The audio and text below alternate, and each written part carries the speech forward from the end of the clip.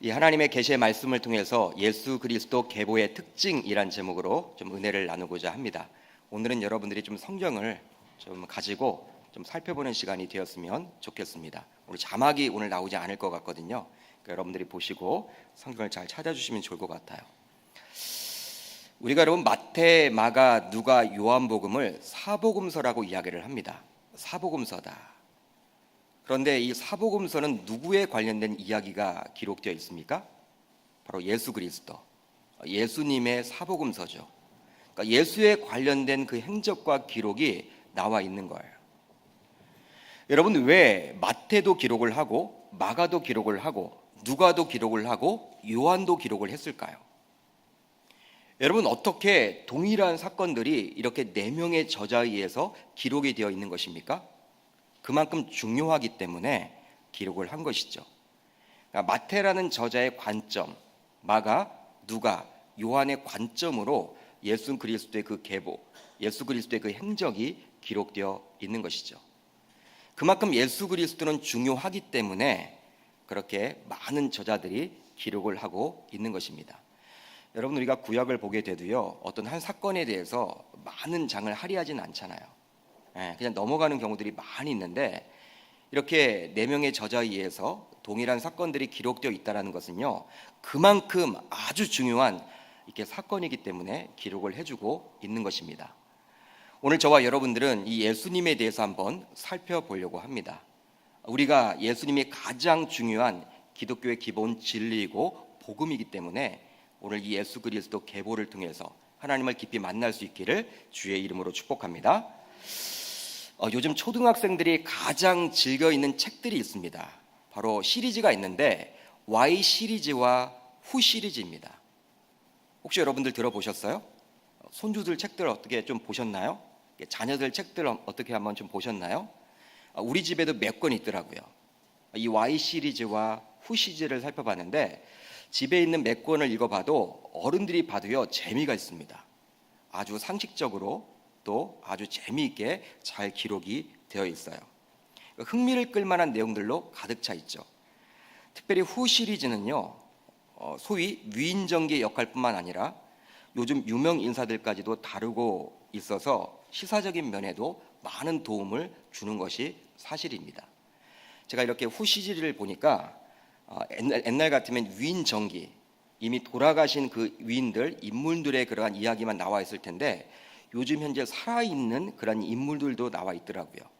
심지어는 스티븐 잡스, 그리고 워런 버핏, 그리고 빌 게이츠, 저는 심지어 마이클 잭슨이 거기에 들어가 있더라고요. 그리고 손석희 씨도 거기에 들어가 있고, 그러니까 현대를 살아가는 이 관점, 물론 싫어하는 사람들도 있겠지만 그러니까 유명 인사들도 거기에 들어가 있습니다. 이런 현대인들도 들어가 있다 보니까 이런 인물들에 관련된 책을 읽게 되므로 아이폰이나 MS 소프트웨어, 주식시장 등에 대해서도 조금씩 아이들이 알게 되는 것이죠. 각 시대마다 유명인들은 많이 있어 왔어요. 아마 여러분들도 거기에 동의하실 것입니다. 그리고 영향력을 끼치는 많은 인물들이 존재한다는 것들도 여러분 알고 있을 것입니다.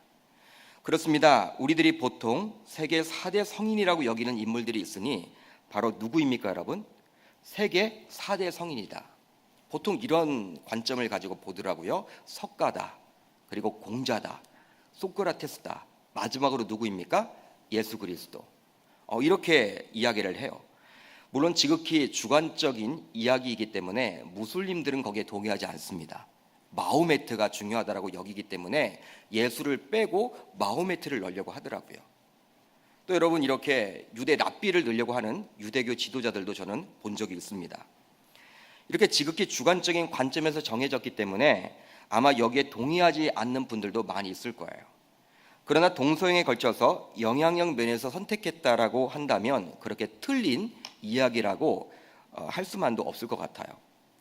여러분, 이 4대 성인 가운데 오늘 우리가 살펴보려고 하는 것은 바로 이 예수 그리스도. 우리는 성인이라는 데 동의를 하지 않죠. 하나님이시죠. 그렇지만 세상 사람들은 성인이라고 이야기를 하기 때문에 제가 그렇게 언급을 했습니다. 이 성인이라고 이야기하는 그 예수 그리스도가 이 땅에 오심으로 인해서 인간의 역사에 큰 영향을 끼친 면이 얼마나 많은지 몰라요. 여러분 어떤 면이 있을까요? 예수님이 이 땅에 오시면서 벌어진 일, 일어난 일, 어떤 일이 있을까요? 한번 여러분들이 상상을 동원해 보시기를 바랍니다. 여러분 예수님이 이 땅에 오심으로 인해서 어떤 역사적인 사건이 일어나게 되었습니까? 가장 큰 것이 무엇이냐면 우선 기원 전과 기원 후로 나누어지게 되었다는 거예요. 기원전은 보통 BC라고 이야기를 합니다. Before Christ, 즉 예수 그리스도가 오시기 전이라고 이야기를 하죠. 그러니까 기원전이란 뜻이 바로 무엇이냐면 BC인데 Before Christ, 예수님이 이 땅에 오시기 전, 그것을 이야기하는 거예요. 여러분 기원 후는 어떻게 이야기를 합니까? 보통 AD라고 이야기를 하는데 바로 라틴어입니다. 아노 도미네라는 라틴어인데 바로 이 뜻은 예수가 온 이후라는 뜻이에요. 즉 예수 그리스도가 오심을 기준으로 해서 기원 전과 기원 후로 나눠지게 되는 거예요. 여러분 지구상에 거쳐간 위대한 인물들이 얼마나 많이 있습니까? 정말 제가 말을 하지 않아도 여러분들이 다 상상을 동원해 보시면요, 다 알 수 있을 거예요. 뭐 4대 성인이라고 이야기하는 붓다, 여러분 또 공자, 소크라테스, 뭐 아리스토텔레스, 여러분 얼마나 여러분 등등등 얼마나 많아요. 그 위대한 인물들이. 여러분 그렇지만 예수님만큼 큰 영향력을 끼친 인물도 저는 없다라고 봅니다. 왜냐하면 시간을 갈라 놓았기 때문이죠. 여러분 시간만큼 중요한 것이 어디 있습니까? 오늘 여러분 날짜가 며칠이에요? 2018년도 10월 5일입니다. 우리는 2018년도 10월 5일이라고 주장을 해요. 근데 우리나라만 그렇게 이야기를 하고 있는 것이 아니라 전 세계를 나가보면요 2018년도라고 이야기를 해요. 여러분 불교 믿는 분들이 이 불기에 대해서 여러분 잘 알 수 있을까요? 잘 기억하지 못해요. 불기가 있긴 있습니다. 우리나라는 단기라고 이야기를 하죠. 단군이 오신 몇 년 해서 단기라는 것이 있는데 이 불기 단기는요 잘 기억을 못해요. 불자라고 하지만 신심이 깊은 불자라고 하지만 이 불기 잘 몰라요. 날짜를 몰라요. 여러분들 몇 년인지 잘 기억을 못해요. 그렇지만 세계 어느 나라를 가더라도 북한에서도 여러분들 이 서기 2018년도를 쓰더라고요. 북한 같은 나라에서도. 그러니 여러분 대단한 거 아닙니까? 시간을 갈라 놓았다라는 거예요. 물질보다 더 중요한 것이 시간 아닙니까? 그런데 이런 시간의 주체, 시간을 좌지우지하는 게 바로 누구다? 예수 그리스도다. 여러분 예수님이 오신 이전과 이후로 갈라졌음을 알 수가 있는 것이죠. 그렇다면 이런 의문이 들 거예요. 예수님은 어느 시대에 갑자기 하늘에서 떨어져 내려오는 인물인가? 예수님이 과연 그런 인물인가? 그렇게 위대한 인물이기에 먼저 신비적인 요소가 있지 않을까? 아마 이런 생각을 가지고 계신 분들이 지금까지도 많이 여러분 있어 왔습니다. 영화 슈퍼맨을 보게 되면요, 슈퍼맨은 초능력을 가지고 있죠. 초능력을 가지고 있는데 먼 행성에서 지구로 오게 되었습니다. 물론 부모가 있지만 그 부모는 양부모죠. 양부모예요. 그러니까 먼 행성에서 이 지구상에 왔기 때문에 초능력을 가지고 있는 거예요. 여러분 우리 예수님도 그런 슈퍼맨처럼 뜬금없이 먼 행성에서 왔을까요? 여러분들은 그렇게 생각을 하십니까? 그렇게 생각하는 분들이 있어 왔습니다. 예로부터. 그러나 분명한 것은 예수님은 오늘 본문을 통해서 알 수 있듯이 구약 성경에 나와 있는 여러 인물들의 자손으로 이 땅에 오셨다라는 그 사실이에요. 물론 일반적인 생물학적 남자와 여자의 성관계를 통해서 출산된 것은 전혀 아닙니다. 그렇지만 성령의 능력으로 동정녀 탄생에 의해서 동일하게 여자의 배를 통해서 이 땅에 오신 거예요. 오늘 본문은 예수 그리스도의 계보에 대해서 기록을 하고 있는데 구체적으로 들어가서 살펴보기 전에 왜 마태복음이 이러한 예수의 계보로 시작되었느냐, 시작되어야만 했는가, 그 부분에 대해서 먼저 한번 살펴봐야 합니다. 바로 마태복음의 저자인 마태가 염두에 두고 쓴 대상이 바로 누구였다? 유대인이었기 때문입니다. 유대인. 여러분 유대인들 가운데 예수를 믿기 시작했어요. 그리스도인이 되었습니다. 그들을 대상으로 쓴 것이 바로 마태복음입니다. 그러니까 저자 마태가 누구를 여러분 염두에 두고 쓰였냐면요, 이 유대인들이에요. 유대인들. 그러기에 유대인들에게 예수를 쉽게 이해시키기 위해서 예수의 계보를 기록하고 있는 것이죠. 유대인들은 족보를 아주 중요시 여겼습니다. 마치 조선시대 우리 양반네들이 그리 했던 것처럼 이 유대인들은 족보를 얼마나 중요시했는지 몰라요. 뿌리를 중요시한 것이 바로 당시 유대 사회의 특징이었죠. 그러게 기독교로 개종을 했지만 유대인들에게 보다 쉽게 예수를 이해시키고자 이 계보로 시작을 한 것뿐이에요. 예수를 받아들이는 유대인들의 입장에서도 먼 이방인이 아니라 예수가 바로 자신들의 뿌리인 다윗과 아브라함의 여러분 계보로 나왔다라는 것을 알려주므로 유대인들로 하여금 이 예수를 믿도록 하기 위해서 이 마태는 고의적으로 오늘 본문을 기록하고 있는 것이죠. 여러분 이제 계보를 자세히 읽어보면요 몇 가지 특징이 있음을 알게 돼요. 그냥 사람 이름만 기록이 되어 있는 것이 아니라 뭔가 우리들에게 영적인 교훈을 주고자 기록을 하고 있음을 알 수가 있는 것이죠. 먼저 마태복음 1장 1절을 한번 우리가 같이 읽어보도록 하겠습니다. 1장 1절입니다. 시작. 예수 그리스도의 계보라. 이렇게 여러분 기록이 되어 있죠. 아브라함과 다윗의 자손 예수 그리스도의 계보라. 여러분 1절을 자세히 보시면요 예수에 대해서 어떻게 지금 이야기를 하고 있습니까? 예수님이 과연 누구라는 거예요? 아브라함과 다윗의 자손이다. 이렇게 표현을 합니다. 사복음서를 보게 되면요 공통적으로 나타나는 것이 있으니 바로 당시 바리새인들과 서기관들처럼 유대 지배층들은요 예수를 가리켜서 이단화로 정죄를 했다라는 사실이에요. 이단이었다라고 이야기를 합니다. 우리가 마치 신천지를 보는 것처럼 그 당시 유대 지도자들은 예수를 가리켜서 이단이라고 칭했습니다. 자신들이 껄끄럽게 여기는 죄라는 부분에 대해서 예수는 자꾸 이야기를 해요.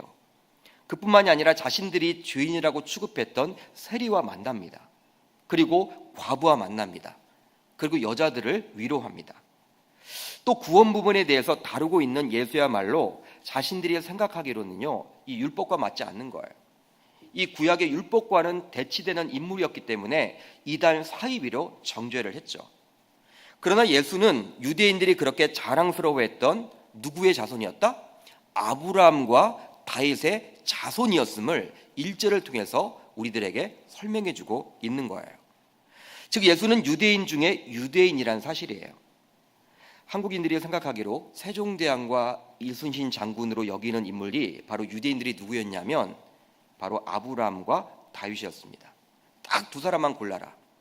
여러분 유대인들에게 가서 위대한 인물 딱 두 사람만 골라라라고 이야기를 하면요 대부분이 어떻게 이야기를 하냐면 아브라함을 고르고 다윗을 고릅니다. 마치 우리나라 대부분의 분들이 세종대왕이라고 이야기를 하고 이순신 장군이라고 이야기를 하는 것과 마찬가지죠. 그러니까 존경하는 인물들이에요.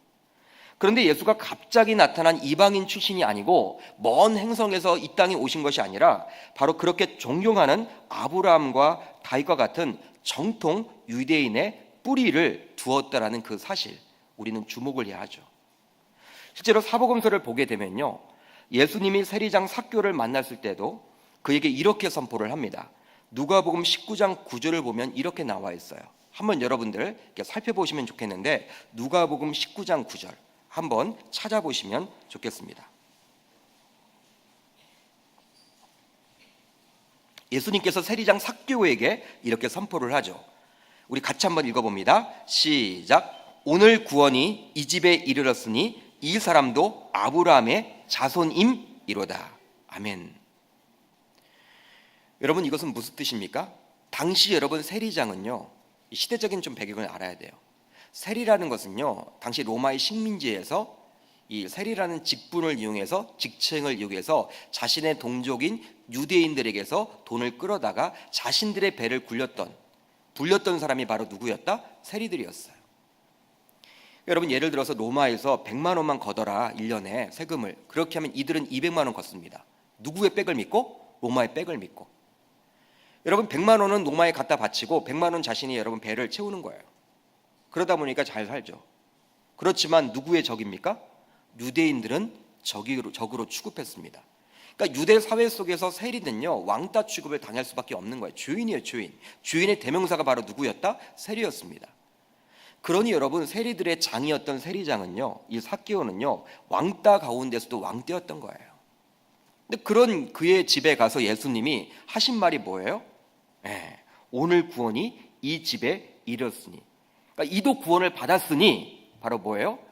이 사람도 아브라함의 자손이다. 여러분, 아브라함의 자손이라고 이야기를 합니다. 그러니까 유다 사회 속에서 아브라함의 자손이라는 것은요, 이도 죄인이 아니라 의인이다. 이도 구원을 받을 수가 있다. 자격이 있다. 그 말이에요. 네. 여러분, 그런데 오늘 우리 주님은 이런 삭개오에게 그렇게 이야기했는데, 우리 주님이 바로 누구의 여러분 자손이라는 거예요? 여기에 나와 있는 이 아브라함의 자손임을 이야기하고 있죠. 바로 삭개오도 유대인이라는 것과 마찬가지로 예수님도 바로 유대인이라고 이야기를 해주고 있는 거예요.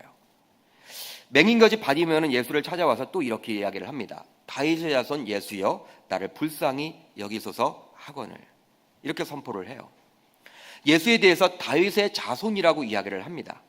즉 맹인거지였지만 예수가 누구인지 정확하게 알고 있었음을 알 수가 있는 것이죠. 성도 여러분, 이런 정황을 통해서 알 수 있듯이 예수는 바로 유대인들의 뿌리인 아브라함과 다윗의 자손으로서 이 땅에 오셨다라는 거예요. 즉 유대인들 가운데 유대인임을 알 수가 있는 것이죠.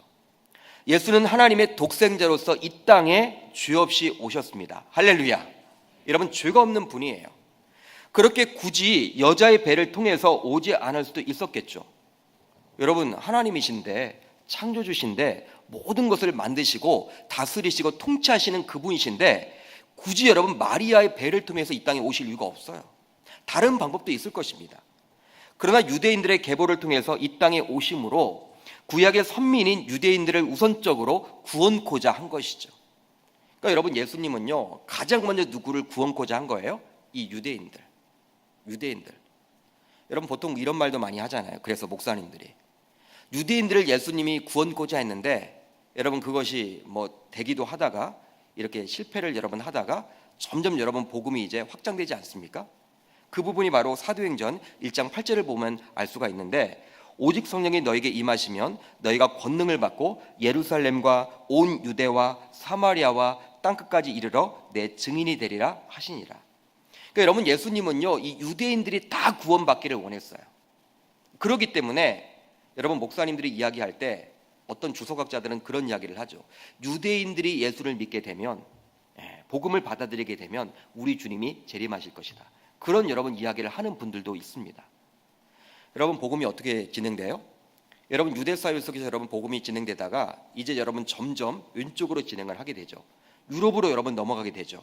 터키를 거쳐서 유럽 땅에 가게 되었고요. 그것이 미국으로 가서 바로 여러분 이 아시아, 이 한반도에 오게 되었고, 지금은 중국, 이슬람권까지 가게 되었고, 이제 유대인들이 믿게 되면요 지구가 한 바퀴 돌게 되면 이제 우리 주님이 재림하게 된다. 이런 여러분 이야기를 하시는 분들도 있다라는 거예요.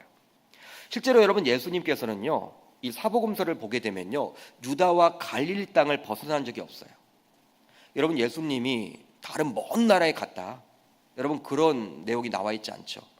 여러분, 예수님은 어디서 사역을 주로 하셨다라는 거예요? 유대 땅, 예루살렘과 유대 땅, 그 갈릴리 주변. 여러분, 실질적으로 그렇게 사역을 하셨습니다. 즉 예수님께서는 우선적으로 유대인들을 구원코자 했죠. 그 다음에 이방인들을 이렇게 점차적으로 구원시키고자 했던 거예요. 예루살렘으로부터 시작된 복음이 이제 온 유대, 사마리아와 땅끝까지, 즉 복음의 확장성이 있음을 알 수가 있는 것이죠. 그렇습니다. 예수는 먼 행성에서 뚝 떨어지지 않았어요. 물론 성령의 능력으로 이 땅에 오셨지만 여자의 몸을 통해서 이 땅에 오셨습니다. 신이 낮아지기 위해서죠. 우리가 믿는 예수가 바로 이러한 역사적인 예수임을 저와 여러분들은 믿고 나아갈 수 있기를 주님의 이름으로 축복합니다. 그러니까 어떤 분들, 신자들 가운데서도 예수님은 그냥 신앙의 대상이지 이렇게 역사적인 인물이 아니라고 이야기를 하는 분들이 있는데 아니에요. 여러분, 유다 역사 가운데 예수님이 오셨다라는 그 사실이에요. 여러분, 신비적인 존재가 아닙니다. 예수님은. 여러분, 우리가 2018년도를 살고 있는 이 시점, 이 역사에 예수님은 오셨다라는 그 사실을 여러분 꼭 받아들일 수 있기를 주의 이름으로 축복합니다. 여러분, 1장 이제 3절을 한번 우리가 보도록 합니다. 우리 3절 시작. 유다는 다말에게서 베레스와 세라를 낳고. 아멘. 다말은 본래 유다의 여러분 자부였죠. 유다라는 사람의 자부였습니다. 유다는 여러분 누구의 아들이었습니까? 야곱의 아들이었죠. 창세기 38장을 보게 되면 유다는 이런 자신의 자부와 동침을 하게 됩니다. 여러분 알고 동침을 한 건 아니에요. 알고 동침을 한 건 아닌데 결과적으로는 동침을 하게 됩니다. 우리의 생각으로 또 당시 유대 사회의 풍습 속에서는 있을 수 없는 일이에요. 결코 있을 수 없는 일입니다.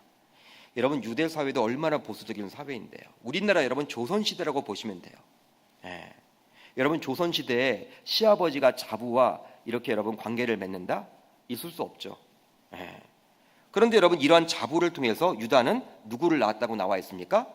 자녀들을 낳았어요. 베레스와 세라라는 아들을 낳았다라고 성경은 지금 이야기를 해주고 있죠. 여러분 또 6절 하반절을 보면요, 여러분들이 한번 주목을 해보세요. 다윗은 우리아의 아내에게서 누구를 낳고? 솔로몬을 낳고, 이렇게 나옵니다. 우리아의 아내는 바로 밧세바인데요, 마태는 고의로 밧세바를 가리켜서 누구라고 여러분 표현을 하고 있습니까? 우리아의 아내라고.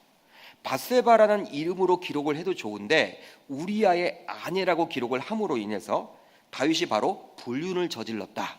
이것을 여러분 고의적으로 지금 마태는 지목해주고 있는 거예요.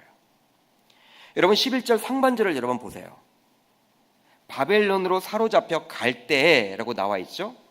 10절과 11절 하반절을 여러분 통해서 볼 때, 그 문맥을 통해서 볼 때 11절 상반절에 그 바벨론으로 사로잡혀 갈 때에는 삭제해도 좋습니다. 여러분 삭제를 하고 한번 읽어보세요. 내용 파악이 돼요? 안 돼요? 돼요. 그거 여러분 굳이 쓸 필요가 없어요. 그리고 12절 상반절에 나온 바벨론으로 사로잡혀 간 후에 그 부분도 11절 하반절과 12절 하반절의 문맥을 통해 보면 삭제도 좋습니다. 삭제를 해도 좋아요. 여러분 바벨론 유수, 바벨론에 여러분 포로로 잡혀간 것은요, 여러분 좋은 건 아니죠. 자신의 역사에서는 여러분 수치스러운 일이에요. 드러내지 않아도 좋아요. 그런데 마태는 의도를 가지고 지금 기록하고 있습니다. 지금까지 언급했던 다말 사건, 그리고 우리아의 아내라는 표현, 그리고 바벨론으로 사로잡혀 갔다라는 언급 등은요, 바로 유대인들의 입장에서는 굳이 언급하지 않아도 될 내용이에요. 여러분 지금 누구를 대상으로 한 거예요? 유대인들. 여러분 유대인들의 대상으로 했다면 유대인들에게 기분 좋은 이야기만 해주면 좋잖아요. 굳이 여러분들 지저분한 이야기, 시아버지가 이 자부와 관계를 맺었다, 여러분 이거 지워버리고 싶지 않겠습니까? 그리고 여러분 다윗과 같은 위대한 하나님의 큰 종, 여러분 우리 같으면 이순신 장군을 추앙하잖아요. 어떻게 해서든지 여러분 심성시하려고 할 텐데 이 다윗이 여러분 불륜을 저질렀다, 여러분 이것을 지금 집어넣고 있어요. 그리고 역사적인 수치, 우리나라 같으면 일제시대의 그런 강정비, 여러분 그런 것들을 좀 이렇게 이야기하고 싶지 않을 텐데 그걸 여러분 굳이 지금 이야기를 해주고 있어요. 여러분 이것을 기록함으로 득이 될 것은 없어 보입니다. 보통 역사를 기록할 때 승자의 입장에서 기록이 된다라고 이야기를 하고 있습니다. 우리가 그렇게 알고 있죠. 그러기에 승자는 자신의 치부를 감추고 싶어서 보통 삭제하기도 한다고 해요. 그러기에 역사 사료라고 해서 100% 믿을 만한 것이 못 된다고 합니다. 예를 들어 보면요, 조선왕조실록을 보게 되면 광해군에 대한 평가는 온통 부정적으로 쓰여져 있습니다. 요즘에 여러분 우리는 광해라는 영화를 통해서, 또 남한산성이라는 영화를 통해서 이 광해에 대해서 여러분 다시 한번 생각을 해보죠. 광해가 좋았던 사람이었구나. 그래도 그는 외교 하나는 끝내주게 잘했구나. 잘했다 정말. 외교 하나를 정말 잘했다. 명나라, 그 죽어가는 명나라가 아니라 그 청나라가 이렇게 일어나니까 이렇게 그 관계를 잘 맺어서 우리나라 이 조선을 살리고자 했던 왕이 바로 이 광해였다라고 생각을 하는데요. 여러분 그런데 조선왕조실록을 보게 되면요, 바로 이 광해는 인조 방정에 의해서 이제 무너지게 되죠. 인조 반정으로 정권을 잡은 인조 정권 입장에서는요, 자신들의 정권의 합리화를 위해서 전직 왕이었던 광해에 대해서 부정적으로 표현을 할 수밖에 없는 거예요. 나쁜 일들만 다 기록을 합니다. 조선왕조실록을 보게 되면. 그리고 군이라고 여러분들 내려앉히죠. 여러분 광해의 군이 아니죠. 여러분 왕이었죠. 그런데 광해군 일기예요. 여러분 보게 되면요, 여러분 인조실록인데 광해군 일기라고 기록을 합니다. 조선왕조실록을 보게 되면 그만큼 여러분 깎였던 거예요. 광해 시대 때 여러분 기록을 한 것이 아니라 어떤 시대에 기록을 한 거예요? 인조 시대. 그렇기 때문에 후대인 요즘에 들어서는요, 이렇게 광해에 대해서 여러분 우리가 생각이 좀 많이 바뀌게 됐지만 예전에 그런 사람들은요, 광해하면 무조건 나쁜 거죠. 나쁜 거예요. 그거밖에 그걸 못해요. 그런데 예수님의 계보에 유대인들의 입장에서 보면 불편해야 할 이러한 내용들이 모두 과금 없이 기록이 되어 있다는 걸 통해서 우리는 이 계보의 내용을 인간이 기록한 것이 아니라 바로 성령의 감동하심으로 마태가 기록했음을 알 수가 있는 것이죠. 지금 마태의 생각과 의지가 반영된 것이 아니라 오직 하나님의 감동하심으로 하나님께서 기록하고 있음을 알 수 있는 거예요. 즉 성경이 오직 하나님의 말씀임을 이러한 계보에 나오지 말아야 될 사건을 통해서 우리는 전적으로 알 수 있는 것이죠. 저와 여러분들, 우리가 믿는 이 예수 그리스도의 계보는요, 여러분 누가 기록을 해놓으신 것입니까? 마태가 기록을 했지만 전적으로는 누가 기록을 한 거예요? 바로 하나님.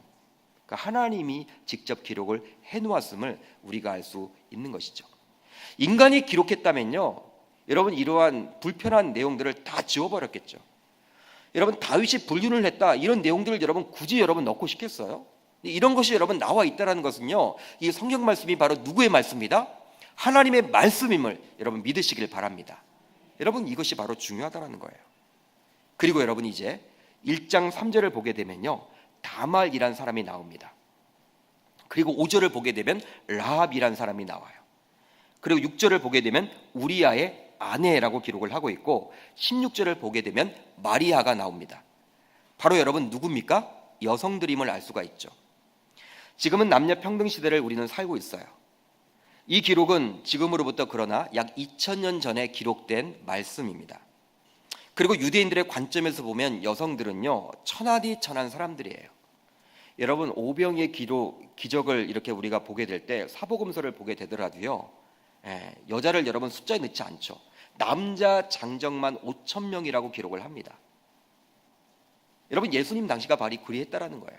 그러니까 구약 시대만 그러한 것이 아니라 예수님 당시였던 여러분 이 사복음서를 보게 돼도 남자 장정만 5,000명이었다 이런 기록이 있잖아요. 이걸 통해서 우리는 무엇을 알 수가 있냐면 그 당시 여성들의 인권은 꽝이었다. 인권은 없었음을 알 수가 있는 거예요. 숫자도 넣지 않았죠. 그런데 예수 그리스도의 그 위대한 계보에 여성들의 이름이 당당하게 기록이 되어 있다는 거예요. 여러분 이것을 통해서 우리는 무엇을 알 수가 있습니까? 바로 예수님은 당시 죄인들뿐만 아니라 천하디 천한 여성들까지도 동일한 관점으로 사랑하고 있음을 알 수가 있는 거예요. 대한민국의 역사만 보더라도 마찬가지죠. 이 한국 땅에 복음이 들어오기 전 얼마나 여성들이 비참한 생활을 했습니까? 그냥 단순히 남성들을 위한 종의 역할을 여러분 했죠. 그러나 복음이 들어와서 여성들에게 교육의 기회가 주어졌어요. 교육의 기회가 주어졌어요. 여러분 이건 부정할 수가 없습니다. 기독교가 들어와서 여성들에게 교육의 기회가 들어왔다는 것은요, 일반 역사 학자들도 인정하는 내용이에요. 그리고 남성들의 생각이 바뀌어지게 되었습니다. 그 결과 우리나라도 다른 선진국에 못지않게 여성들의 권위가 매우 높아졌죠. 여러분 우리는 신문지상에서 사우디아라비아에서 최초로, 이게 여러분 작년인가 재작년의 기사인데요, 최초로 여성이 운전면허를 획득해서 운전을 하게 되었다. 그런 기사 여러분 들어보셨죠? 몇 년 안 됐습니다. 여러분 이게 뉴스가 과연 될 내용이에요? 여러분 무슬림들은 아직까지도 이슬람교가 여러분 이슬람교 그렇게 추앙하는 자들이 많이 있지만 여성들의 인권은 없어요. 여성들은 여러분 인권이 없습니다. 일부 다처제를 지금도 인정합니다. 남자가 여러분 여자들을 그냥 소유하는 거예요. 그게 여러분 다른 종교의 여러분 관점이죠. 그렇지만 우리 기독교는요, 이 계보를 보더라도 알 수 있듯이 바로 예수님께서는 여성을 사랑하고 남성들과 동일하게 기록을 하고 있음으로 말미암아 그 여성들에게 관심을 가지고 있음을 알 수가 있는 것이죠. 바로 여성을 차별하지 않는 이 복음이야말로 무엇보다도 위대한 것임을 알 수가 있다는 것입니다. 저와 여러분들, 여기에 많은 여성들이 계시는데 예수님께 감사할 수 있기를 바랍니다. 여러분 이게 얼마나 중요해요. 한번 생각을 해보세요. 이 복음이 여러분 들어와 있기 때문에 여러분 이게 있는 거잖아요. 가까운 일본만 가더라도요, 여성들의 인권이 그렇게 보장되어 있지 않아요. 이 복음이 여러분 그렇게 높지 않기 때문에. 여러분 복음이 들어가는 곳마다, 기독교 문화가 들어가는 곳마다 여성들이 여러분들 이 수준이 높아지는 거예요. 무슬림들을 보면 알잖아요. 무슬림들을. 그들이 참 불쌍하지 않습니까? 여러분 여성들이 운전면허를 따고 운전하게 되었다. 그게 여러분 뉴스에 나올 내용이에요. 근데 그게 지금 나오고 있는 형편이에요. 21세기를 살고 있는 지금 이 시간에도. 그렇기 때문에 이 복음이야말로 위대한 하나님의 선물인 줄 여러분 믿으시기를 바라요. 이제 1장 17절을 봅니다. 1장 17절 우리 같이 한번 읽어봅니다. 시작. 그런즉 모든 대수가 아브라함부터 다윗까지 14대요 다윗부터 바벨론까지 사로잡혀 갈 때까지 14대요.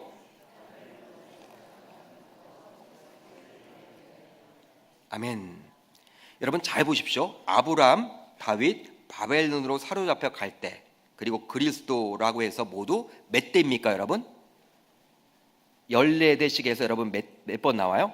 3번 나오기 때문에 총 42대죠 42대. 아브라함부터 해서 그리스도까지 42대예요 각각 여러분들 아브라함부터 다윗 때까지 몇 대? 14대. 그리고 다윗부터 바벨론으로 사로잡혀 갈 때까지 몇 대? 14대. 그리고 바벨론으로 사로잡혀 갈 때부터 간 후부터 그리스도까지 몇 대? 14대. 여러분 정말 놀랍지 않습니까? 신기하죠. 정말 얼마나 신기한지 몰라요. 짜맞춰도 어떻게 이렇게 짜맞출 수가 있을까? 네. 바로 이 계보가 과학적으로 논리적으로 쓰여져 있음을 알 수가 있는 거예요. 하늘에서 그냥 뚝 떨어진 신화와 같은 게 아니라 하나님의 걸작품을 알 수가 있는 것이죠. 여러분 아브라함부터 다윗까지가 여러분 14대인데 이 다윗부터 포로기로 잡혀갈 때까지가 14고 그리고 포로기 이후부터 그리스도까지 14대다. 14.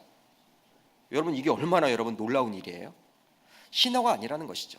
역사적인 사건이고 하나님이 정말 모든 것들을 그렇게 맞춰감을 알 수가 있는 거예요. 여러분 이제 가장 중요한 내용을 한번 이제 살펴보려고 합니다. 1장 6절을 보면요. 우리 한번 같이 읽어봅니다. 중요한 내용이기 때문에 시작.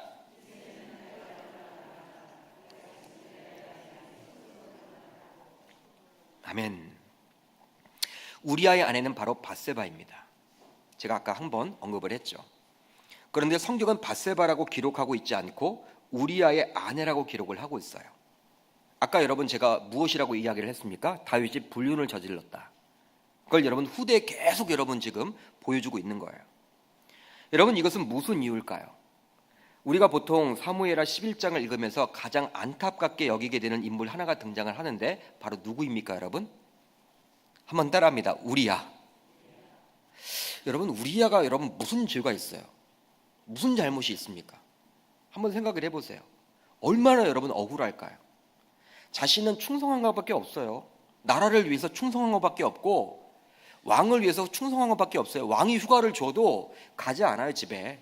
왜? 자신의 여러분 상사였던 이 요압 장군이 지금 나가 있는데 전장터에 있고 자신의 동료들이 다 전장터에서 싸우고 있는데 나만 집안에 가서 휴식을 취할 수 없다. 그 논리예요. 여러분들 얼마나 아름다운 여러분들 논리입니까? 멋지지 않아요 여러분들? 여러분 우리아가 무슨 죄가 있어요? 그는 여러분 어떻게 돼요? 이 다윗에 의해서 다윗의 욕망에 여러분 희생양이 되어서 결국 죽게 되죠. 여러분 어떻게 여러분 이렇게 억울할 수가 있겠습니까? 여러분들이 한번 우리아라고 생각을 해보세요. 우리아다. 그리고 우리아의 후손이라고 한번 생각을 해보십시오. 얼마나 여러분들 억울하겠습니까? 다윗의 입장에서 보지 말고 우리아의 입장에서 보면 철저한 원수 아니겠습니까? 그런데 모든 사람은 모르고 지나치고 잊고 지냈지만 우리 주님은 그를 기억하고 있었다라는 거예요. 그를 기억해냅니다. 그렇게 영광스러운 예수 그리스도의 족보에 그의 이름을 기록하고 있는 거예요. 할렐루야. 여러분 우리아의 아내라고 기록을 함으로써 그냥 밧세바라고 기록을 해도 좋아요. 근데 우리아를 기록함으로 다른 사람들은 우리아가 그렇게 죽어가는지 다 몰라요. 모르죠 여러분들. 그렇지만 그것도 끝이겠지만 이 계보를 읽을 때마다 누구를 기억해내요? 우리아를. 우리아는 여러분 아브라함과 다윗 직속 계보에 나와 있지 않은 자손이잖아요. 근데 그의 이름을 기록하고 있으므로 우리 주님은 기억하고 있음을 보여주고 있는 거예요. 또 하나는 계보에 나온 다른 사람들과 같이 여러분 잘 보십시오. 다윗은 솔로몬을 낳고 그렇게 기록을 해도 좋아요. 앞뒤 문맥을 보면요, 보통 누가 누구를 낳고 나와 있죠? 다윗은 솔로몬을 낳고라고 기록을 하거나 다윗은 바세바에게서 솔로몬을 낳고라고 기록을 해도 좋습니다. 그렇게 기록을 하고 있지 않고 굳이 어떻게 기록을 하고 있어요? 다윗은 우리아의 아내를 통해서 솔로몬을 낳았다.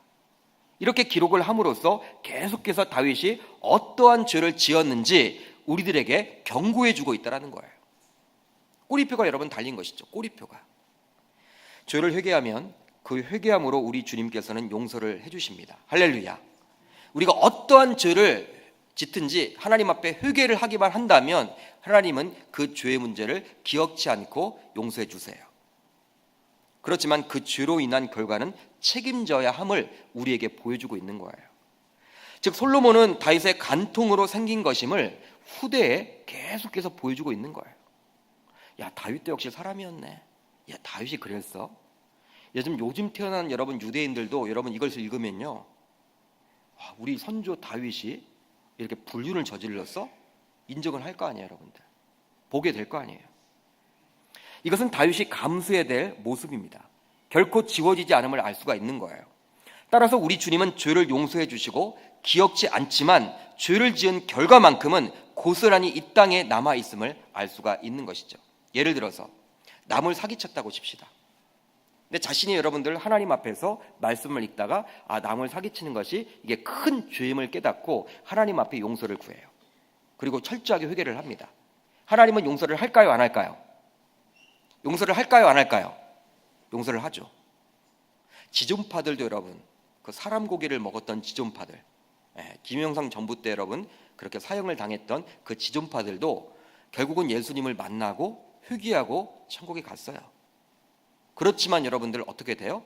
그런 사형 판결을 받았죠. 여러분 사기를 쳐서 하나님 앞에 용서를 구하고 회개를 받았지만 그 사기를 쳤던 그 죄로 인해서 감옥에 가야 하는 거예요. 그 결과는 남아있는 것이죠. 그만큼 여러분 이러한 구절을 통해서 우리는 무엇을 알 수가 있냐면 죄의 무서움을 경고해주고 있다라는 거예요.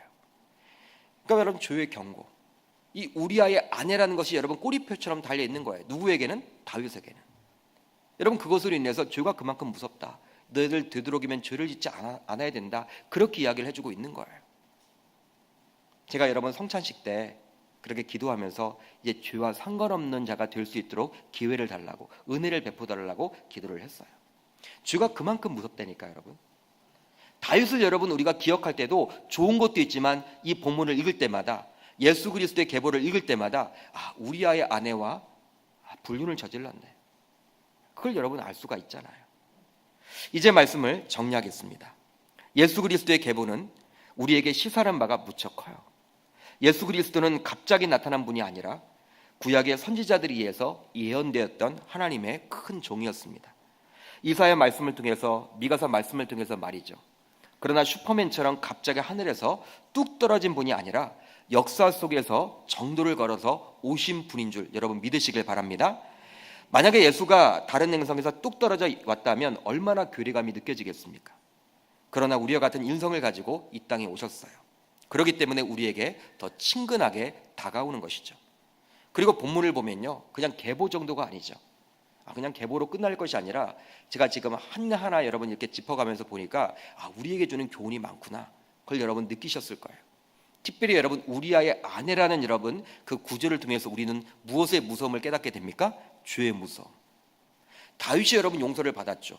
나단 선지자에게 회개함으로 여러분 용서를 받았습니다. 그럼에도 불구하고 꼬리표가 여러분 달려오는 거예요. 우리아의 아내와 불륜을 저질러서 솔로몬을 낳았다. 여러분 솔로몬 왕의 정체성이 흔들리는 거예요. 후대에게 여러분 교훈, 영적인 교훈을 주고 우리들에게 여러분 경고를 주는 거예요.